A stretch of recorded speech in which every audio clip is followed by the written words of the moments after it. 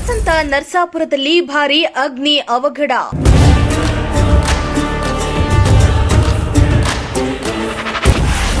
ದಗದಗನೆ ಹೊತ್ತಿ ಉರಿದ ವೇಸ್ಟೇಜ್ ವಸ್ತುಗಳು.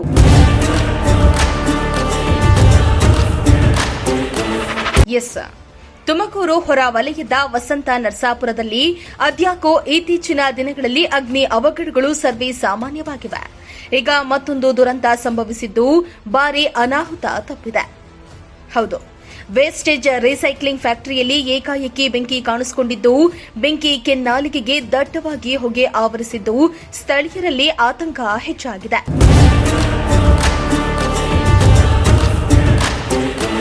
ತುಮಕೂರು ನಗರದ ಹೊರವಲಯದ ವಸಂತ ನರಸಾಪುರ ಕೈಗಾರಿಕಾ ಪ್ರದೇಶದಲ್ಲಿ ವೇಸ್ಟೇಜ್ ರೀಸೈಕ್ಲಿಂಗ್ ಫ್ಯಾಕ್ಟರಿಯಲ್ಲಿ ಅವಘಡ ಸಂಭವಿಸಿದೆ.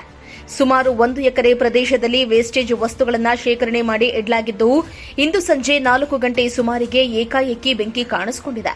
2 ಗಂಟೆಗೂ ಹೆಚ್ಚು ಕಾಲ ಬೆಂಕಿ ಹೊತ್ತಿ ಉರಿದಿದೆ. ಬೆಂಕಿಯ ಕೆನ್ನಾಲಿಗೆಗೆ ಫ್ಯಾಕ್ಟರಿಯಲ್ಲಿ ಸಂಗ್ರಹಿಸಿಟ್ಟಿದ್ದ ವೇಸ್ಟೇಜ್ ವಸ್ತುಗಳು ಸುಟ್ಟು ಭಸ್ಮವಾಗಿದ್ದರೆ, ದಟ್ಟವಾದ ಹೊಗೆ ಸುತ್ತಮುತ್ತಲ ಪ್ರದೇಶದಲ್ಲಿ ಆವರಿಸಿದೆ.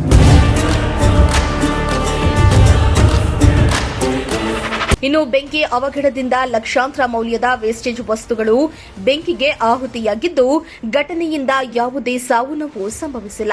ಸ್ಥಳಕ್ಕೆ ಅಗ್ನಿಶಾಮಕ ದಳ ಸಿಬ್ಬಂದಿ ಹಾಗೂ ಪೊಲೀಸರು ದೌಡಾಯಿಸಿ ಬೆಂಕಿ ನಂದಿಸಲು ಹರಸಾಹಸ ಪಟ್ಟರು. ಅಗ್ನಿ ದುರಂತಕ್ಕೆ ನಿಖರ ಕಾರಣ ಏನು ಎಂಬುದು ತಿಳಿದುಬಂದಿಲ್ಲ.